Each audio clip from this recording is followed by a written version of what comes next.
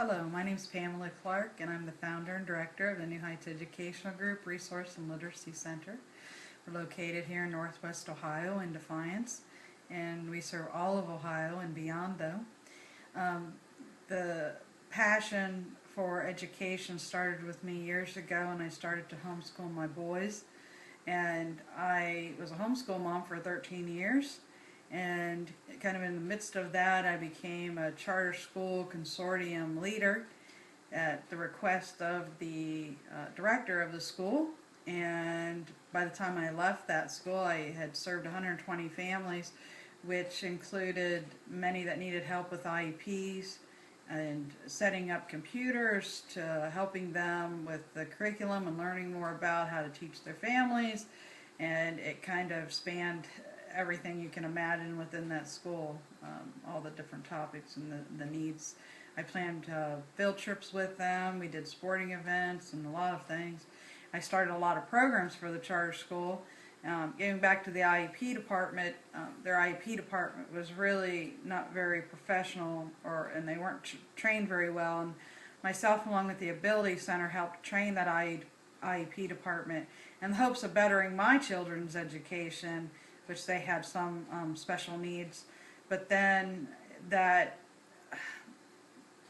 also was, I became aware of other people in the charter school that were having the same issues, and we tried to improve on the IEP department, and bettering the school and what they offered, and bettering the families' lives. And I found a real passion within myself of helping families with special needs.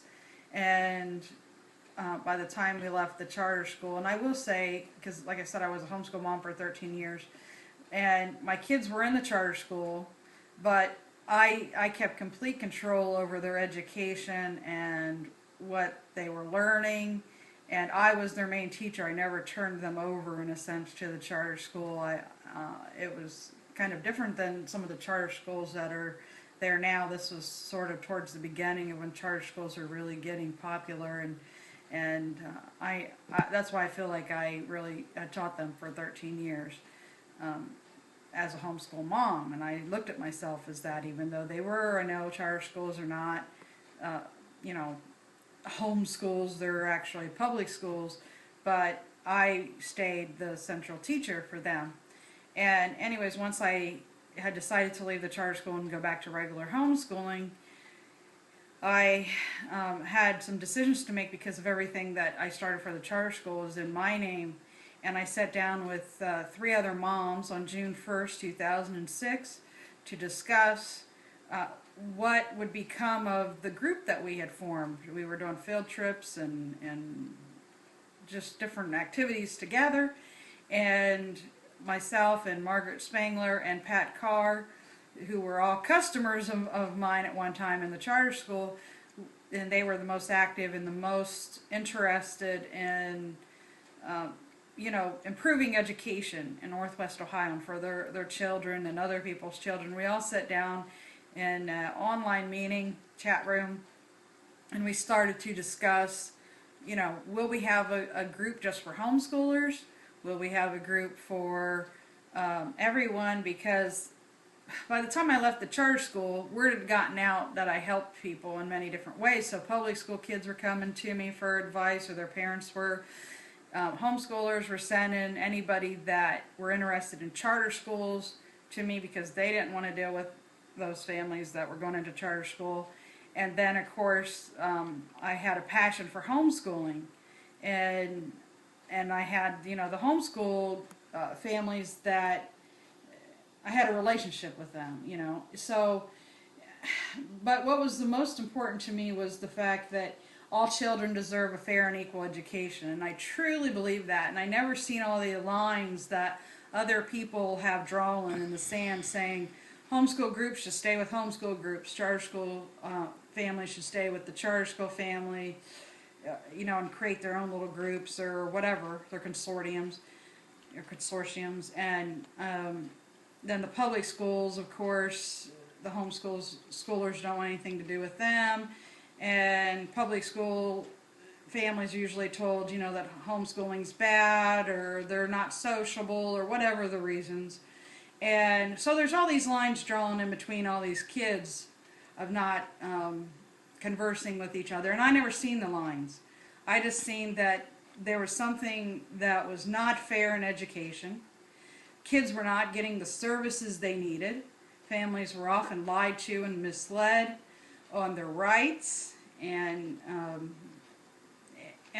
their children were told that their children, they're the future, but they were given absolutely no resources. They weren't being inspired to improve on their lives or on their own passions, and that really hurt me to view that. I took it personal because I just believe that if a child's willing to work for it, that they should be given the tools to succeed, no matter what that would entail. So during that conversation with Margaret Spangler and Pat Carr, we discussed what we would be. Would we be a regular homeschool group? And I said, well, if I do start a group, if we do start a group, I want it to be for everyone. I want anyone that has an issue in education to be able to come to me just like they had been doing and ask me questions or whatever may be, whatever they needed, and answer their questions or help them. And so I remember Pat asked me, she said, well, how long do you want to do this for? Because someday your kids will graduate high school. And I said I could see myself doing this for the rest of my life. And I felt like it was a real calling to me. I mean, I believe in God, and I believe that everybody's here for a reason, and they have a purpose in life. And this is one of my purposes of being on this earth, is to better education. And so with that being said, we left it, well, let's come up with a name for New Heights, and we all decided to work on that independently and come back in another meeting. And so we did that, and Pat Carr came up with the name New Heights Educational Group. It stuck. Myself and Margaret Spangler, we agreed that would be the name of the group. We still did not see where it would grow or what it would become. We weren't thinking nonprofit. We weren't thinking any of that. We were just thinking about our children and the families that had followed us from the charter school or were still following us, and services for them. And so I remember making a letter out and sending it out by email to the families that I'd served in the charter school, and saying, okay, this is what we decided to do. We decided to start a group, but this group will be open to anyone, to get support. And I remember one mom that was in the charter school at the time wrote me an email, and she said, well, why do you want to include public school kids in receiving these services or being part of this group? Why not just have it for homeschool or charter school, whatever? And her child was in charter school, which was interesting. And I said, well, charter school is public school. And I said, should I have not served your daughter? Should I not? Because her daughter went to college without my help at the time. And with providing information and helping in different ways. They wouldn't have even had the information that they needed. So after that, I don't remember if she actually apologized, but she stayed. I mean, she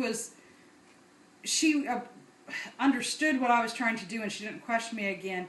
Now, I've got a lot of questions over the years from families similar to that, and people do not understand what I'm trying to do. They don't see what I see. They don't see that this can all work. They don't see that children are children. And if you feed negativity, you're going to get negativity. If you feed something that's positive, you're going to get positive. If you treat children like they have a brain in their head, you're going to see how smart they are. You're going to see how gifted they are. If you feed them negativity and you feed them disbelief, then that disbelief's going to grow. And I would rather see the positive. I would rather give the kids the resources that they need and watch them grow. And I just believe in that way of thinking. So, why am I doing this? Why? I think I kind of covered it a little bit, but my background before homeschooling and all of this, I had a very challenging childhood. I've seen the full effect of the breakdown of family, and which I know for a fact from the childhood that I had and the families that have come to me for assistance over and over again. It's almost the same story. It's like you could push a record button and you could record these families as they come in, and they would tell you, they would say, well, my father couldn't read, my grandfather couldn't read, or my grandmother couldn't read. I was a football star, I graduated high school, but I couldn't read. The teacher overlooked that I couldn't do math. I couldn't, my parents helped me do my homework. I hear it over and over again, and they're very similar, and it's a generational issue, and it's very sad. But and when there's the generational issue of illiteracy, then it also leads to, or it can lead to, not always, but a lot of the times it leads to abuse, physical abuse, verbal abuse. It leads to drugs and alcohol related issues.